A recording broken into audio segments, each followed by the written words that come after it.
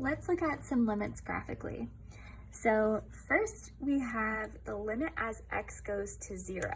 So because there's not a plus or minus after the 0, that tells us it's a two-sided limit, which means we're going to approach it from the left and the right side. So we want to make sure the left-hand limit equals the right-hand limit. If that happens, then the y value we get to from both sides is going to be our answer. If we get to two different numbers, our answer is going to be D and E for this.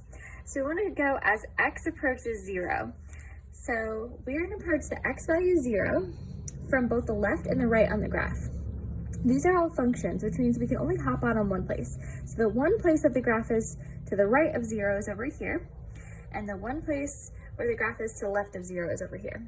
And we're going to follow in both of them, and we're going to approach this x equals 0 and figure out what our y value is. So both from the right and the left side, we're going to the same number. Our fingers touch, so that tells us right off the bat that the limit does exist. So from the left and the right, the y value looks like it's about maybe 0.5 or 1/2. It looks like it's not 0 or 1, it's somewhere in between. All right, so now the next one that we have right below there is the limit as x goes to 1, and it has a negative after the number. The negative after the number indicates we're coming in on the negative side of the number line. We're coming and we're taking just the left-hand limit.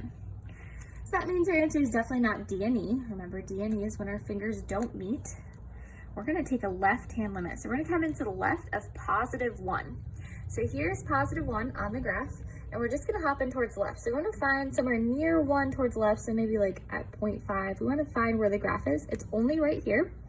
And we're going to approach the x value 1 and see where the y value is going. So as I follow the graph toward the x value 1, my y value is going towards that open circle, which has a y value of 1.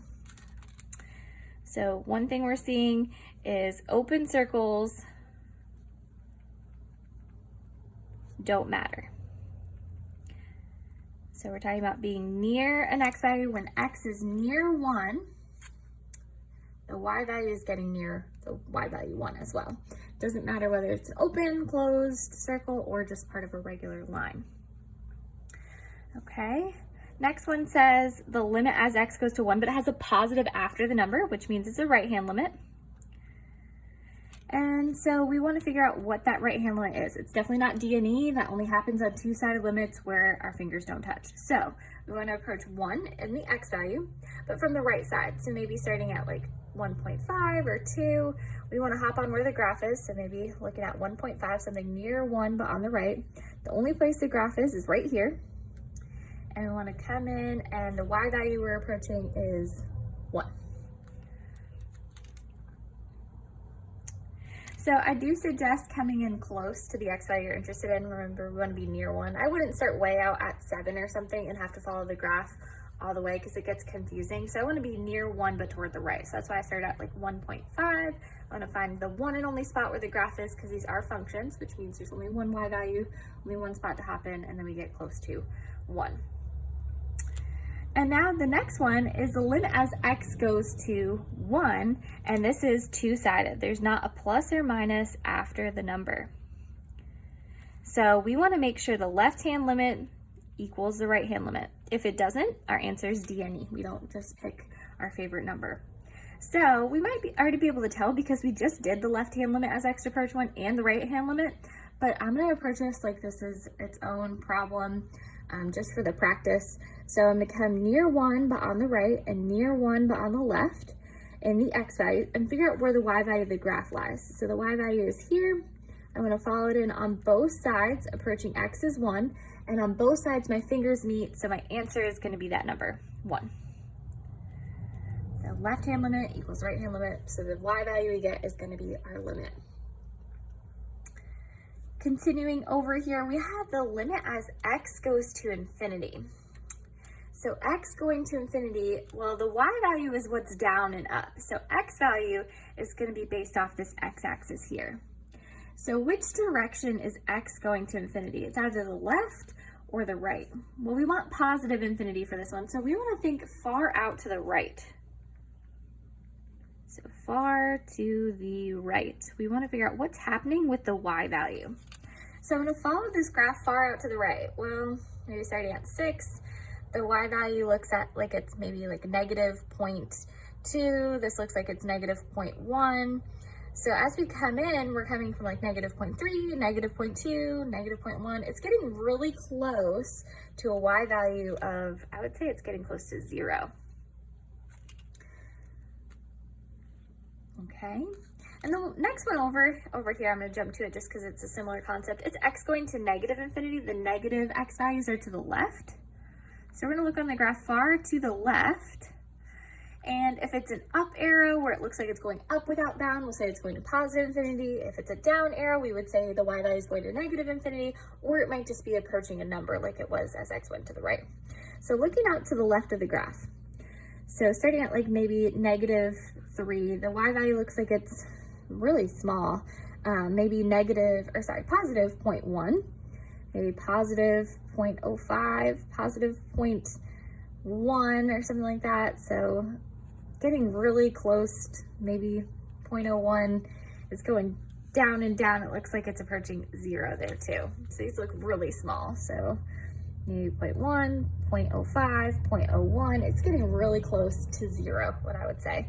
If it was an up arrow, like if it looked like this part of the graph, we would say infinity, or down arrow would be negative infinity. But instead of going up or down as we go far out to the left, it looks like it's just capping off at 0. That's where it's headed. All right, so continuing down here, we have the limit as x goes to 2 from the left side. So 2 from the negative, we're just going to do a left-hand limit. So right off the bat, my answer is not going to be D and E, because it's not a two-sided limit. So 2 from the left side. So here's 2, and we want to come in just to the left of 2. So maybe at like 1.5, near 2, but not at 2. We want to figure out where the graph is, to the left of 2. So I would say the graph is right here, and I'm going to follow it toward the x value 2 and see where the y value is headed. Well, it is going up and up without bound, so that left-hand limit is going way up to infinity.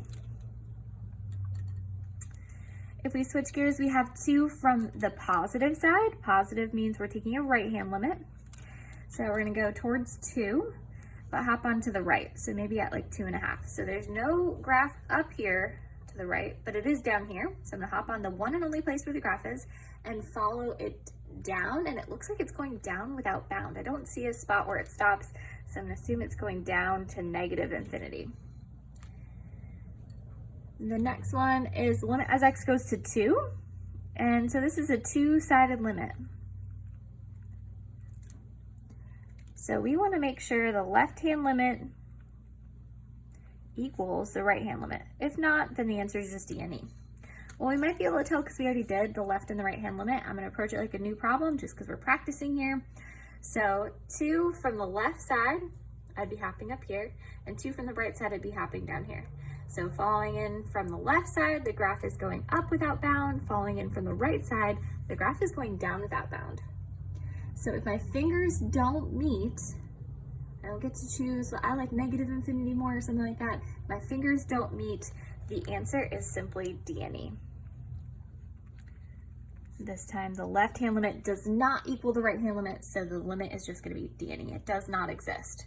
There's not a single unified y value that we approach as we go towards x is 2 from the left and the right.